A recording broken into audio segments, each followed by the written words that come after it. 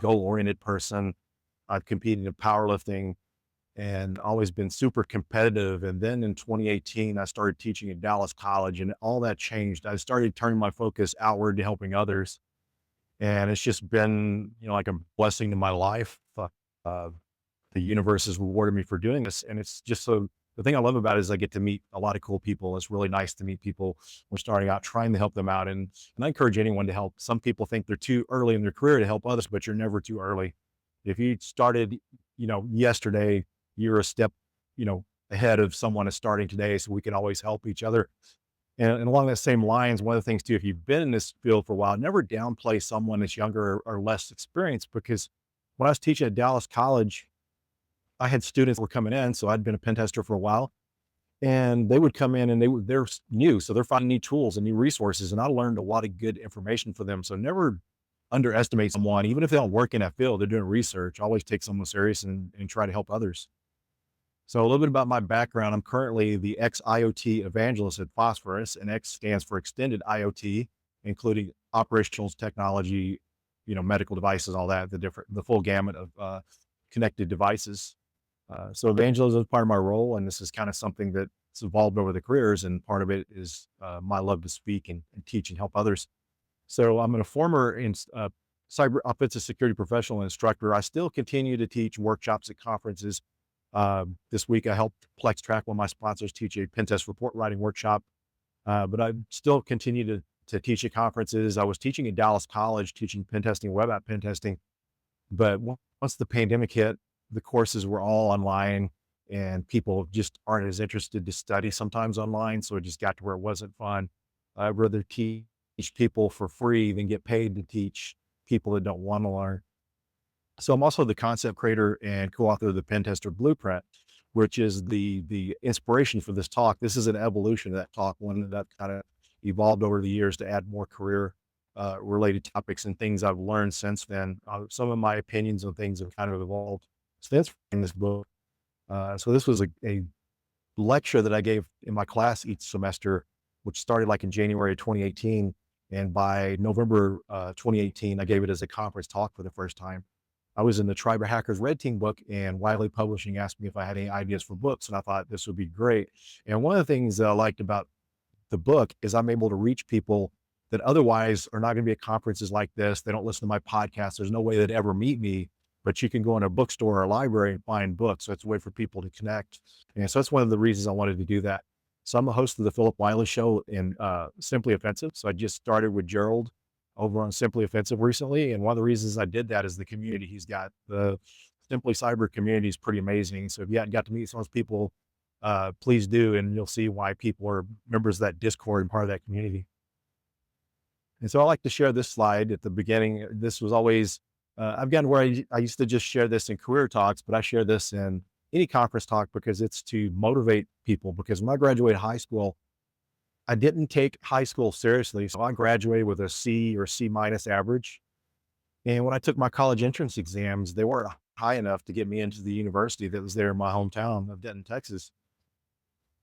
And so the college told me, he said, you can either retake the test, the exam, entrance exam, or you can get 8 letters of recommendations from your teachers from the high school. And I just really wasn't feeling it, wasn't motivated to do college. And the thing about life and careers, at that time, it may not be right, but later on it might be, because later on I'm going to school and getting my associate's degree. So I didn't know what I wanted to do. I was a power lifter, and my friends, the Von Erichs were very popular in the area. So if anyone's seen the movie Iron Claw recently, it's based on that wrestling family out of that area back then. And so that's kind of the time I was wrestling. So I went to wrestling school, wrestled for a couple years, but then I got married, and I didn't have a job with benefits. So I needed health insurance and a stable income, because when I was wrestling professionally, I was lucky to wrestle once a week. So that wasn't enough to make a living off of.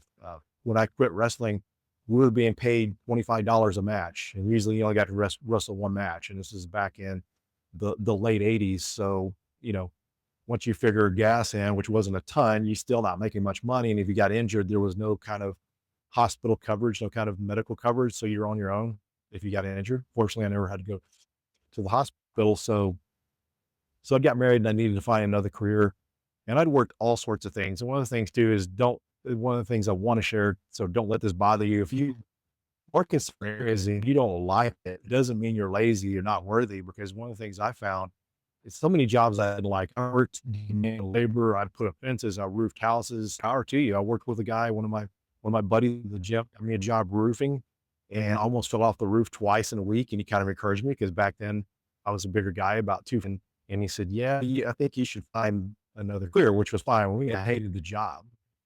One day I was out there throwing shingles up on the roof, and they're like 75-pound bundles of shingle. I was on the back of this truck. I had these bundle of shingles. I kind of smacked me in the nose, bloodied my nose, and so fortunately I got out of it. The all back insight why I liked it is I enjoy talking to people. And I worked in a jewelry store, and I was either number one or number two each month. There's the family of these Lebanese brothers that own these jewelry stores. They decided to start a new jewelry store with a more American name, thinking that they could be like the next K Jewelers or something, or Jared's. And so their idea was to bring me in and eventually make me assistant manager or manager. They had a good friend that was a store manager. And so out of the two of us that were going to be promoted, my competition got promoted. And they were very qualified, just as qualified for the role as I was. But one of the things I kind of decided is I needed to get skills so that way I could make good money regardless of politics. Because when you're doing manual labor, retail sales, you're working in a restaurant, politics plays such a big picture, and the opportunity for more money is so slim there. And to get skills. And so since I was working a lot of jobs, I worked nights, daytime, had a lot of different career institutes and trade schools and all this on television. And one day I saw one for the American Trade Institute, which is a trade school. And I took drafting classes in high school and enjoyed drawing. And kind of one of my motivations to do this was I had some ideas for exercise equipment. So I had come up with certain designs for exercise equipment that hadn't been created yet. And I worked for this company that was building exercise equipment. And I would give them ideas and they just kind of blew them off. They wanted me to test the exercise equipment. But one of the ideas I came up with was to be able to reverse the cam on an exercise machine, like a leg extension machine where you can only do leg extensions.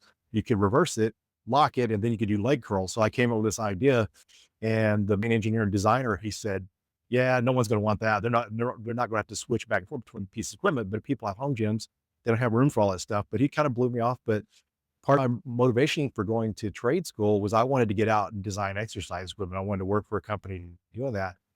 But here's where my career evolved. One of the things, once I gained these skills, that was no longer a goal. It wasn't a failure. I kind of evolved and found something better, because by the time I graduated from CAD school, it was hard to find jobs designing exercise equipment or doing CAD drafting, because usually they design a set of equipment and hard to change. So I found other jobs that paid better. So I did CAD drafting for a few years.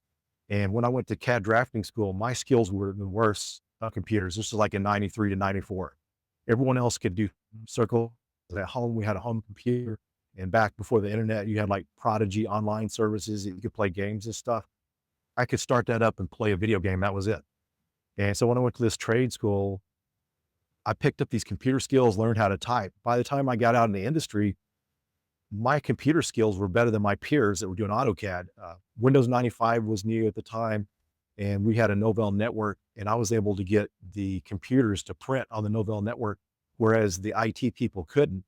So I taught myself how to build computers, took a Novell network certification course, and got my first job as a system administrator, rolling out updating servers and migrating to Windows 95. So I did that. And one of the things that became a trend, I started following my passions, things I was interested in. So I got interested in InfoSec, or nowadays cybersecurity, before I got out of being a system administrator, got the CISSP certification, one of the NSA certs, started getting really interested in that, going to some local conferences. And so by January 2004, I got promoted over to the security team, and I got to move over. And a lesson here or two to kind of take away from this is, if you're within an organization, apply for those roles you want. Sometimes it's easier to get those roles within an organization. They'll take a chance on you. So with me, I had knowledge of the infrastructure, the systems. So it was easier to bring me in and teach me some security stuff, opposed to bringing someone in with security for them to learn all about the systems. Cause at this point I'd been at the mortgage company for, since like 2000, well, since 1998.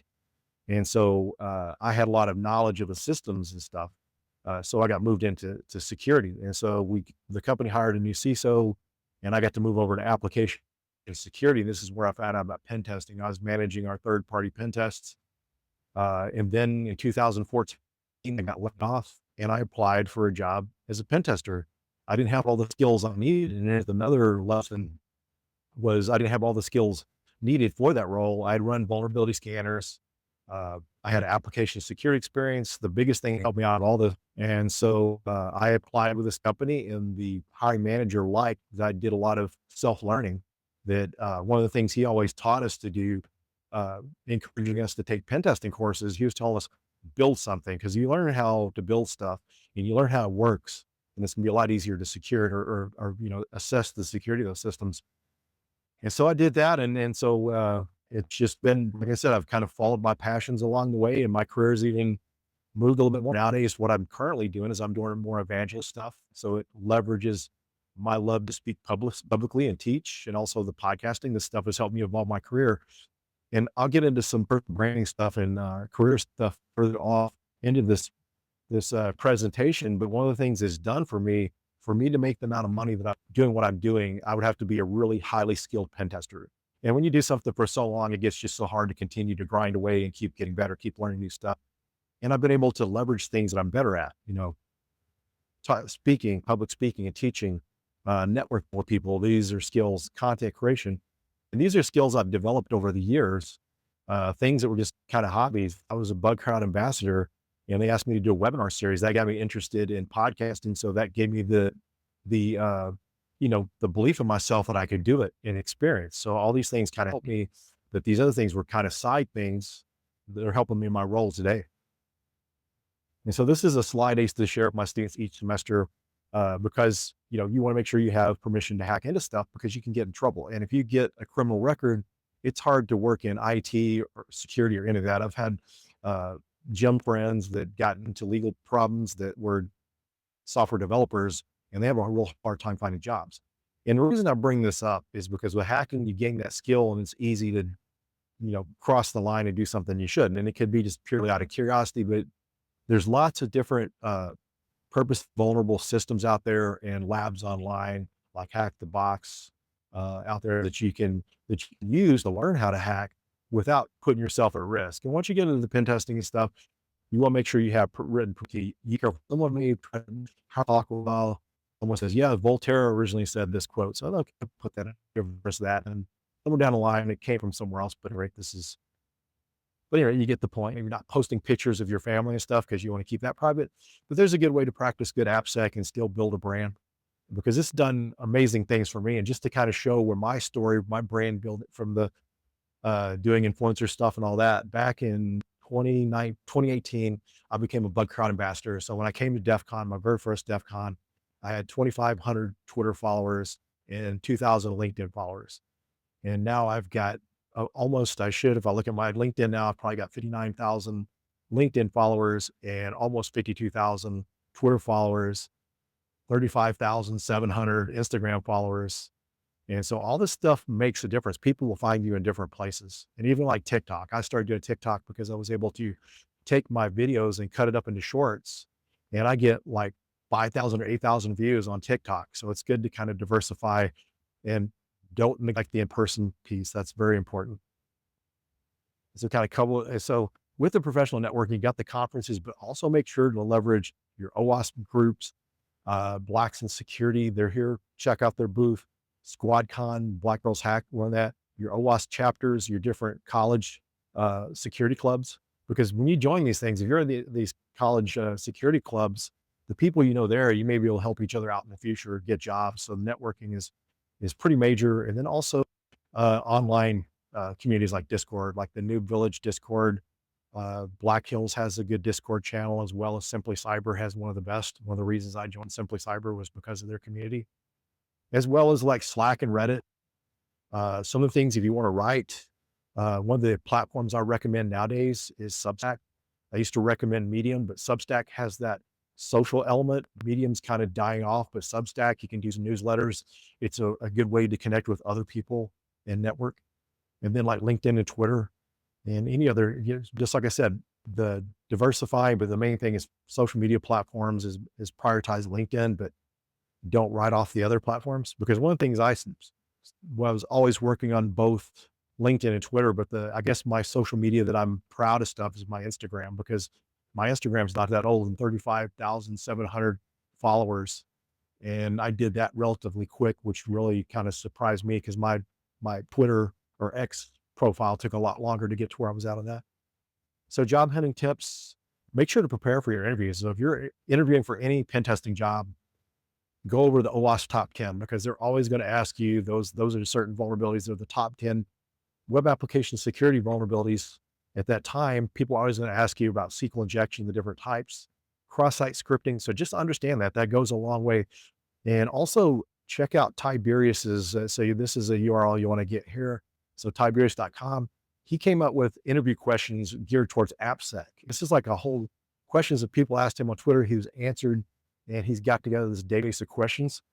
So if you go prepare for those interviews, you're going to do a better job. Even me today, if I'm going in for a technical interview, I will sit there and kind of go back and review some stuff to be ready, because, some of these things, questions you get asked, like the TCP three-way handshake, and some of these things the OSI model, things you don't use every day, they're going back and reviewing those things for those interviews. And then also Banjo Crashland, Jason from Black Hills, he's got a whole playlist of videos he's done on how to hunt for a job like a hacker. And so he goes through showing how to do reconnaissance, do companies, and how to get jobs. And I talked to a lot of people that were using this back during the pandemic, when looking for jobs were kind of difficult, and helped them a lot. So I checked that out. And Jason Haddix had a YouTube video on how to create a better resume. So he kind of shows how to document things like bug bounties, GitHubs, and all that research, and how to take something like Google Docs and make a really nice, visually appealing resume without having to buy one of the expensive apps or whatever to do that. And so that concludes my presentation, and we can open it up to questions. Yes. Just 1%. I don't know.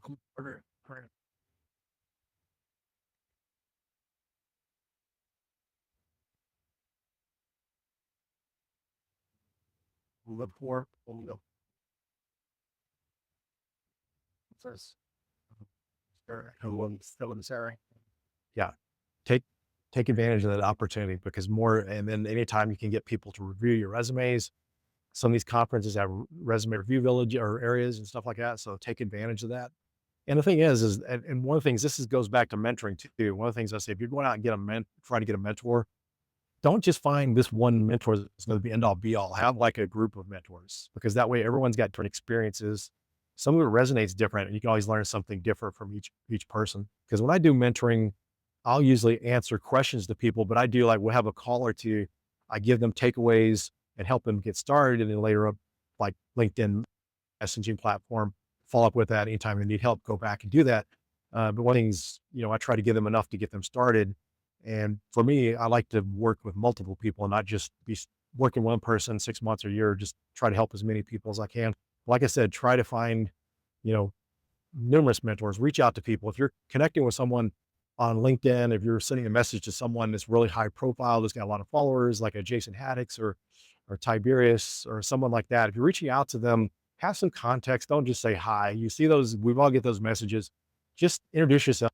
Or you're a student, you're moving to this, let them know you follow them, you're interested in, their thoughts on this. Can they answer a question? They're going to do a lot more, because these people are so busy, they don't have time to say hello and then wait for you to come back with what you want. So, and here's you can use my QR code, but also put my Linktree address, because we are at a hacker conference. So if you're practicing good OPSEC and doing what you should do, my Linktree has all my stuff on there. But here's my other social media. So at Phillip Wylie is my TikTok and my Instagram as well.